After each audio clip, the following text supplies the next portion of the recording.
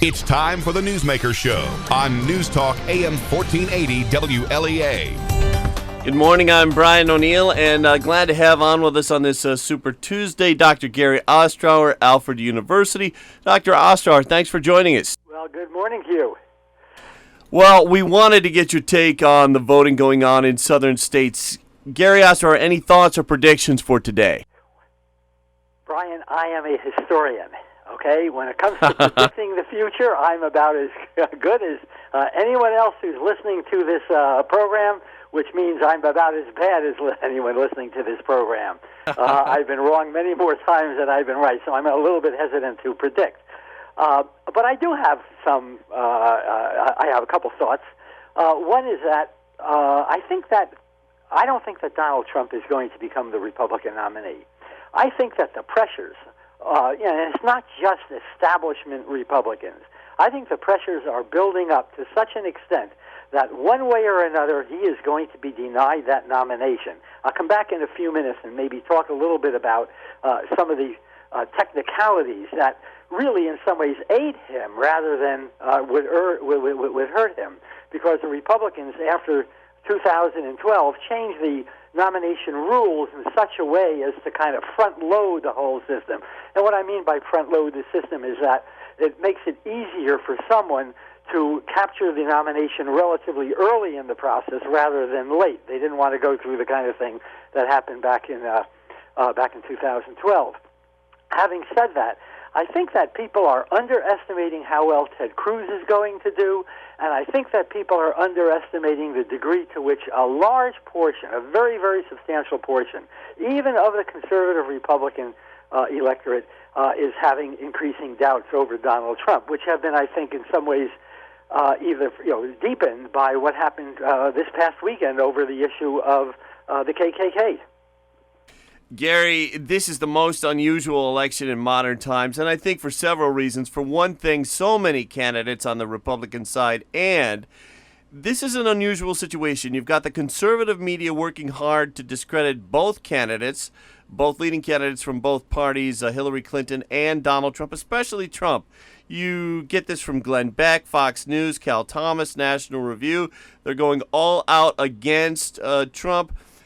Unusual scenario. Usually what you have is conservatives, they'll slam the liberal politicians, and the liberal media goes after the conservative politicians. But in 2016, the conservatives, for the most part, are on the attack against Trump. And here's an example from a well-known conservative, Cal Thomas, talking about Trump supporters. Trump is an angry man conducting an angry campaign. I'm reminded of what Paul writes in Ephesians 4:26. In your anger, do not sin. Trump's followers are right to be angry about Washington politicians, but are they sinning in their anger? Trump lacks specifics on virtually every major issue. The Democrats are letting him get away with it because they're reserving their fire until after he wins the nomination. At that time, watch Democrats and their media enablers go nuclear against Trump. Hillary Clinton is a weak Democrat, but against Trump, she just might prevail. And then in their anger, Trump's supporters might be said to be sinning in the extreme. Dr. Gary Ostrower, there's an example of it. Why are so many on the right against Trump? For a few reasons, perhaps. The first is that I think there are genuine questions about quite how conservative he is. If you're really conservative, you may find his past support for such things as Obamacare, for such things as his formerly pro-choice position to be rather troubling. And so I think that there's a lot of distrust, especially on the part of conservatives like Cal Thomas. Secondly, the fact that he comes from New York may be a factor in this. I mean, certainly it's been raised occasionally. Third, and I think perhaps most importantly, Trump is an outsider. He is not a member of that Washington establishment. He is not taking money. He's not taking campaign contributions from the usual Washington lobby groups and so forth. In other words, he's a lot more independent, and he is playing up the fact that he is independent. And I think that makes a lot of conservatives and a lot of establishment conservatives very nervous. And so I think the combination of all of these things leads to a good deal of opposition. But I think there's also something else, and that is the fact that Trump has a kind of adolescent quality, and I think you see it in his campaign. He's a bully. This is kind of politics by insult. Everyone is a loser except for Donald Trump. So all of these characteristics, I think, have undermined his credibility among many people. Now, Cal Thomas makes the point here that, in a much more religious way than I certainly ever would, he makes the point that Trump is an angry candidate, and that anger ultimately on the part either of the electorate or of the candidate can kind of undermine us. Yeah, I think that Trump is angry. I think, though, that some of his opponents, certainly Ted Cruz, are even more angry. I think that Ted Cruz is one of the most angry, one of the most dangerous politicians who has run for president in the last 50 years. So it's not simply that the Republicans have a Trump problem. I think they also have a Ted Cruz problem. And as I indicated a little bit earlier, my hunch is that today, Super Tuesday, Cruz is going to do a good deal better than most of the pundits are suggesting, just as he did somewhat better in Iowa than they had anticipated. Talking live with Dr. Gary Ostrower, Alfred University, and we're talking about the Super Tuesday votes down south. This is Trump on Meet the Press on Sunday, being questioned here by Chuck Todd. And as you know, right now on Twitter, there is a trending retweet of yours. You retweeted somebody from Il Duce 2016.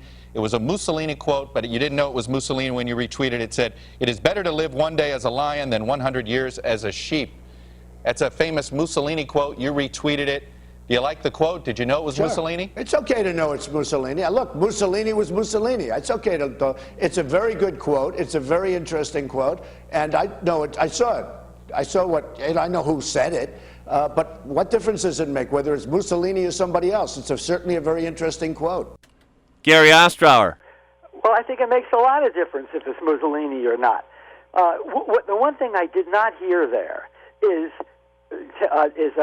Trump denouncing Mussolini. I mean, Mussolini was a fascist dictator. As a matter of fact, it was Mussolini who really, in a sense, initiates the 20th century fascist movement in Italy back in 1921 and 1922. And then, of course, we know where all of that eventually morphs when it arrives in Germany by the late 20s and into the 1930s and so forth.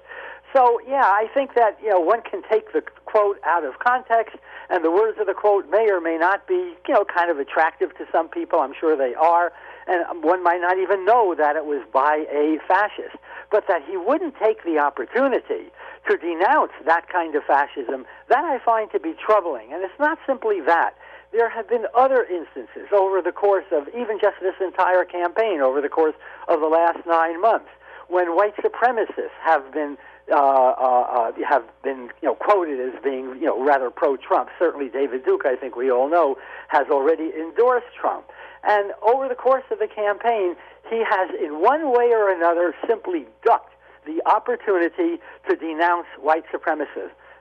Finally, just yesterday, he came out with a blanket statement in which he says, yes, I reject their support.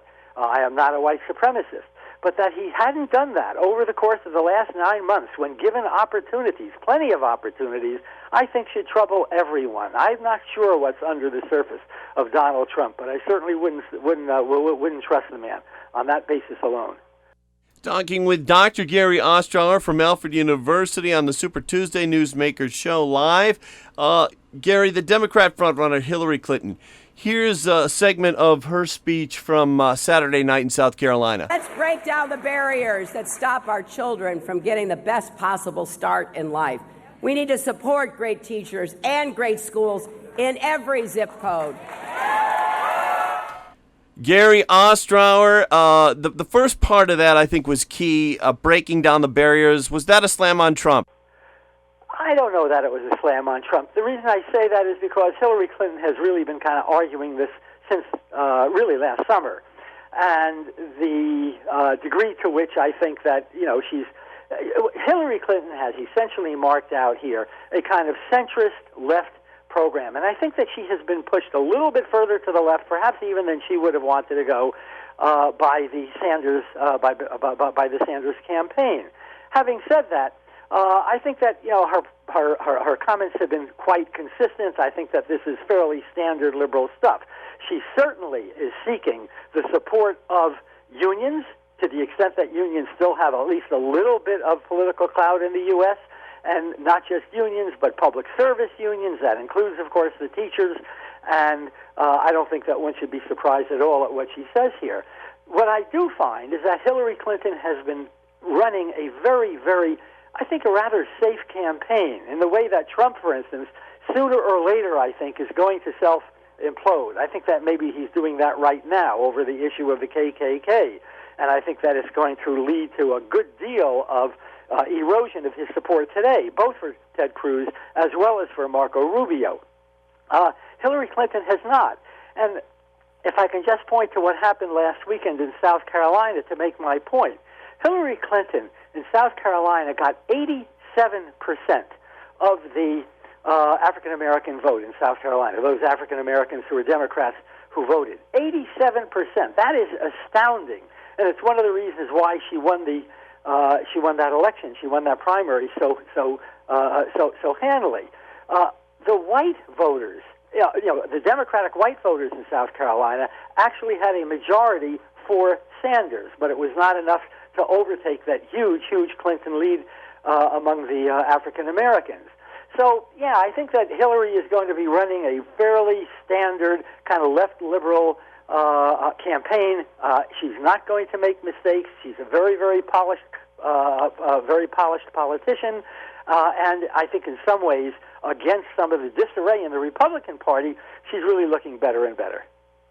Another soundbite. This is from Bernie Sanders this past weekend on Meet the Press. Secretary Clinton's role in pushing the president on Libya at the time, helping to step in to overthrow Gaddafi. Let me ask you this. Would Libya be in better shape today if Gaddafi were still in power? Let me say this. Secretary Clinton and I have very strong differences of opinion on foreign policy. I helped lead the opposition to this disastrous war in Iraq. She supported it. To answer your question, no one can speculate. Nobody knows. But I think in terms of regime change, whether it is Gaddafi, whether it is Assad in Syria, these are terrible dictators. But you got to be thinking about what happens the day after, the kind of political vacuum that occurs in Libya, of course, as a result of the overthrow of Gaddafi. ISIS now has a strong foothold. I would have done it differently if I were president of the United States. What would you have done? Secretary Clinton also believes in a no, I would have worked more patiently. I know it's a difficult situation, but you can't just go forward with regime change. You got to be thinking about the day after. Gary Ostrower, your thoughts on that little clip there of Bernie Sanders with Chuck Todd on Meet the Press? It's easy in hindsight to tell us what one might have or might not have done. I think he gave a very safe answer. I also think he offered an answer which is very, very not merely safe, but correct. I think that it would be hard to differ with Sanders' comment in that respect. You got to think about what happens on day 2 and day 3. You got to think about what happens the morning after. Having said that, it's hard to do that. I mean, we often make mistakes. We're very, very good about predicting the past. We're not so good about predicting the future. And I don't know. I mean, did Sanders really, somehow intuit that the situation in Libya would have, deteriorated as it has? I have no idea. But I do think this, that when it comes to foreign policy, I think the kind of caution that Sanders is arguing, which also is kind of similar to what Rand Paul was arguing. I think there's a good deal of similarity there. I just wish that some of the Republican candidates would express some of that. We hear someone like Ted Cruz, for instance, talking about carpet bombing sections of Iraq and Syria in order to eliminate ISIS. Well, you can't do it. Well, maybe you can do it, but that would be considered a war crime. I just find that some of the comments by people like Cruz, and I think also Trump, in the area of foreign policy, are delusional, and I think maybe offered for for campaign purposes. I'm afraid that Ted Cruz, who I really do believe is a true believer, I think he probably would do some of that. And if he did, it would so isolate the United States, it would so make a bad situation 10 times worse that I just fear for our future. Gary Ostrower, you talk about Senator Ted Cruz. He was on Fox News Sunday this past weekend and got into it a bit with host Chris Wallace. But sir, when you wrote in that article that John Roberts would carefully and faithfully apply the Constitution and legal precedent, fund illegal immigration. It was striking after the debate, Chris. Ben Carson was suspending you, and your campaign has been involved in a series of incidents that people are calling dirty tricks. I want to put up a list of them. In Iowa, the Cruz campaign sent out tweets saying Ben Carson was suspending his campaign. That was false. The campaign put out flyers accusing people of voting violations. That was false. In South Carolina, a Cruz super PAC attacked Trump over the Confederate flag, and your then communications director posted a link this week accusing Rubio of disrespecting the Bible. That was false. Question: do you take personal responsibility? This was your campaign, except for the super PAC. Do you take personal responsibility for this series of incidents, and what does it say about the culture of the campaign you're running? Chris, every accusation you raised there is incorrect. Dr. Ostrower, was Chris Wallace too hard on Senator Cruz there, or was Chris Wallace right? He was absolutely on target.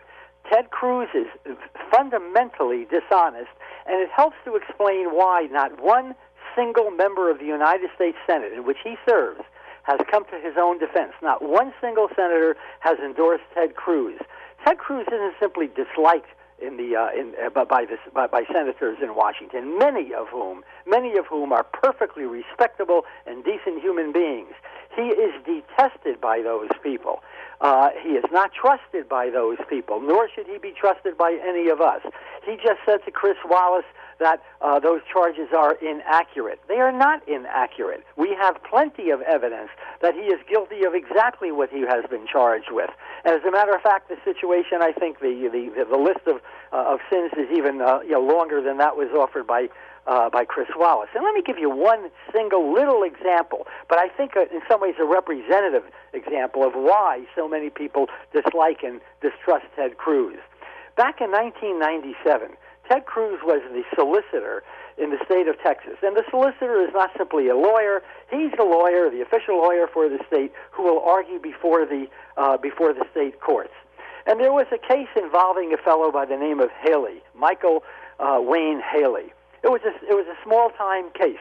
Haley had stolen a small calculator from Walmart. And so he was up on a theft charge, and he was had he been guilty, had he been found guilty, he would have spent 2 years in jail. But for some reason in the court system, they had confused this case with another case, possibly because of a name confusion. And Haley was charged not only with theft, but he was charged with theft as a habitual offender. Now, as a habitual offender, the charge would have led to not a 2-year term, but a 16-year-old term, a 16-year term. And so Mr. Haley was convicted, and he was sentenced to 16 years. When the mistake was found, when they discovered the mistake, they went, of course, to the solicitor, in this case Cruz, and they asked for a reconsideration. Cruz would not make that concession. And so the poor guy spent years and years in jail. Eventually, the court system did catch up to this, and after 6 years, Mr. Haley was released. But the fact that Cruz would not back down, would not in some ways admit of any error of his own, I think tells you a lot about his confidence. It tells you a lot about his character, and I think it tells you a lot about the way in which this man is really a proponent of injustice rather than of justice. Talking with Dr. Gary Ostrower, Alfred University professor of history. When we get back from this quick news break, we'll hear more of Dr. Ostrower's thoughts on Super Tuesday 2016. Fox News Radio, I'm Lillian Wu. Voters from Vermont to American Samoa making their Super Tuesday picks. 11 states awarding delegates in each party in the spotlight. Texas, 155 GOP delegates are up for grabs, more than any other state. Texas Senator Ted Cruz enjoying a home field advantage. Most polls show him ahead of businessman Donald Trump in Texas. On the Democratic side, Hillary Clinton enjoying double-digit leads in all of the polls over her rival, Senator Bernie Sanders. Fox's Casey Stiegel. Funeral services today for the officer killed on her first day on the job. Prince William County, Virginia police officer Ashley Gwindon only about an hour and a half into her first shift when she was shot responding to a domestic violence call. Fox Radio's Gary Baumgarten and the president meeting with Republican senators today on the Supreme Court vacancy. Fox News, we report, you decide. On the Newsmaker show, Brian O'Neill on Today Live with Dr. Gary Ostrower. Gary, earlier in the show you said you thought that Donald Trump would not be the Republican nominee. Wondering, do you have any thoughts on what the GOP could do to Donald Trump to block this, possibly at the Republican convention this summer? Well, what they may do is, will precede the Republican convention. You need, I don't remember the exact number of seats, the exact number of delegates that you need on the Republican side, but I think it's something in the late neighborhood of 1,237, something like that. And they have, as a result of some rule changes by the Republican committee that I had alluded to before, they have made it rather, easy for someone who is ahead in the race to get a majority of those delegates fairly early on in the process. And the way it works a little bit, and I don't want to get too technical here because I will not only confuse you, I'll confuse myself. But in many districts, and these are congressional districts within states, the candidate who receives a plurality of votes, not a majority, but a plurality, will get 2 votes. And then if another candidate gets at least 20%, that candidate will receive 1 delegate at the convention, and then others will receive nothing at all. So a candidate can, in fact, not get a majority of the popular vote, but still get a majority of the delegates based on this electoral system. Now, if Trump can be slowed down, as I think an awful lot of Republicans at this point are trying to, make sure this happens. If he can be slowed down, so that, for instance, Rubio would win today in Massachusetts, and Rubio would win in Minnesota. Cruz would win, almost certainly will win the delegate count in Texas today. So that, if in enough states you can kind of slow this process down, Trump will still wind up at the convention, and he still may wind up with a fair number of votes. But he wouldn't have a majority, and if he doesn't get a majority on the first ballot, I think that he's finished. Okay? And I think he's finished. And I also think that because there are still yet other states, such as Michigan, such as Ohio, large states that have yet to vote, I think that, and Florida, certainly on March 15th, which might very, very well go to Rubio, I think there's a very good chance that Trump is not going to get enough of those votes. In addition to which, I think if you give the guy enough time, he's going to hang himself. And that's what I think is, what we see happening this very, very weekend. The one thing that makes me pause, that, kind of gives me, makes me think that I may be wrong about what I'm saying right now, is that there are a lot of Trump supporters out there who do not appear to care what he says any longer. He represents the outside rather than the inside. He represents the little guy, even though he's a billionaire, rather than, those Washington insiders. And consequently, I don't know that they care that he, somehow flirts with Mussolini, or that he flirts with the white supremacists, or that he has been so abusive to some of his other opponents and to women generally and so forth. And if they don't care, by golly, they're going to vote for him, and maybe he is going to get enough of that plurality to get a majority at the convention. Dr. Gary Ostrower, Alfred University professor of history and longtime Newsmaker show guest, has been our guest today. All of the sound bites that we've heard from the weekend show so far, WLEA weekend shows actually, have Meet the Press, which is on Sunday at noon, and there's Fox News Sunday. We had a clip from that. Didn't get to a clip that I wanted to play from Ring of Fire. Hope to do that next time with Dr. Gary Ostrower, Alfred University professor of history. Thank you so much for joining us today. Happy Super Tuesday. Gary Ostrower, and that show will be online in just a couple of minutes, archived at WLEA.net. Once again, we've got Fox and ABC tonight. And the reason we do that is we have both conservative and liberal listeners in the area. Fox for the conservatives, ABC for the liberals. And we have Brian Kilmeade from Fox from 6 to 7 tonight with his coverage of Super Tuesday, then from 7 to 11, ABC. 9 o'clock now, time for ABC News here on WLEA. Jim Bohannon, 5 a.m. to 6. Gordon Deal, 6 to 8. The 1480 Club with John Lewis. Following the 8 a.m. news. The Newsmaker Show after the 8:30 news. Kilmeade and